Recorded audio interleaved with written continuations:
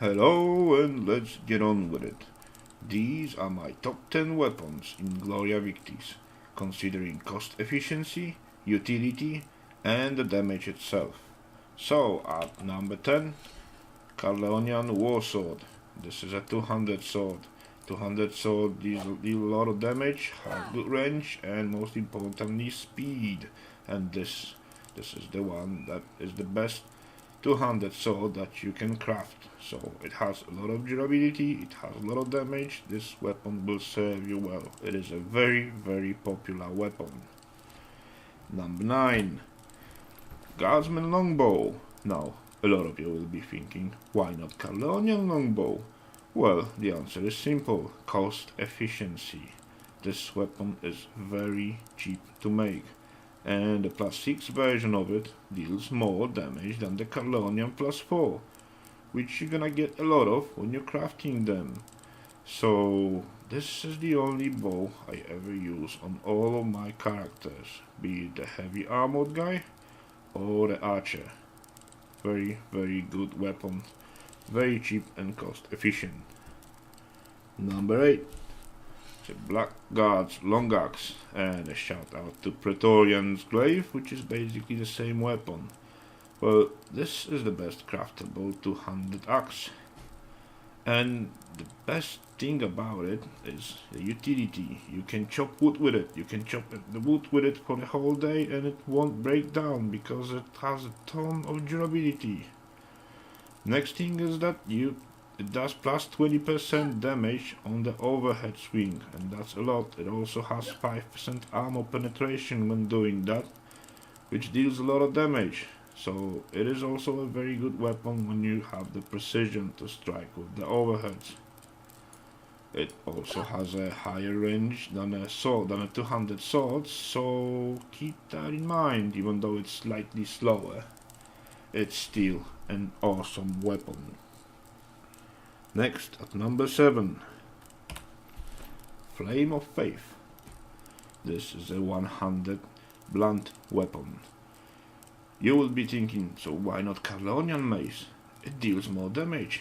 Yes it does, but look at this animation and look at all the flames. This will be very confusing to an enemy, and it will be hard for him to spot the arrow indication if he's relying on that, which will get you some free strikes on him. Plus, utility. It's a torch. You can burn things down with it. So yeah, if you feel like a little arsonist, this is the weapon for you. Next, number 6, Dagger. Well, with this setup in heavy armor, with a character that don't have that much dexterity, it wouldn't be that impressive. But if you're wearing light armor, and if you have a lot of dexterity, this is the most damaging weapon in the game. It has been nerfed slightly in the past because it was capable of one-hitting enemies under certain circumstances, so it doesn't do that, but still it is the best weapon for archer.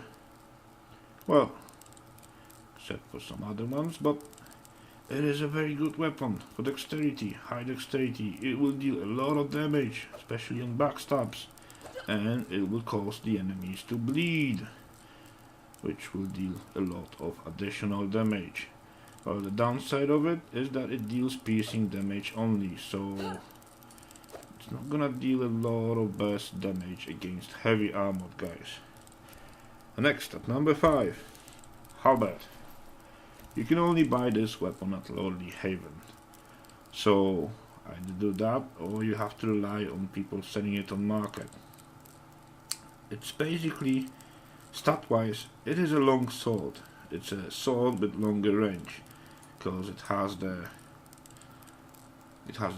damage type of a sword, which is 100% slashing on both side swings and overhead swing, and it deals 80% of piercing damage on a thrust. So it's basically a sword. But the range on it, is great, and the range is very important, especially in the cluster fights. You're standing behind the allies. you still want to reach the enemy. This would be a good weapon to do so. And speaking of range, being at the topic of range, number 4, pilgrim staff. Now you're gonna look at me and say, wait, what? A stick?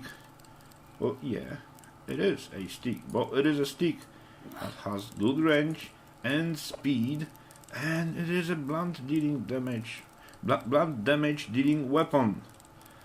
The low damage on it, well, not that low, but it's lower than other weapons, although you have to consider that damage bonuses from attributes in this game, they're additive, they're not multiplicative, which means the higher strength you have, the lower the efficiency of the raw damage of the weapon itself.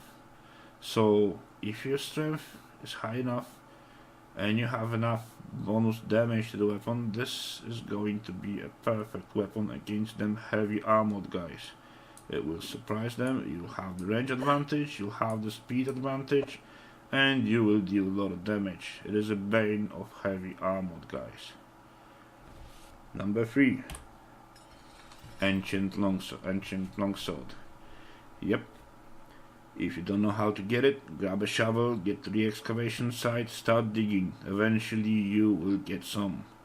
This is the weapon with the lowest durability in a game. It's only 900 durability. But speaking of that, it also has the most raw damage in the game. So consider that.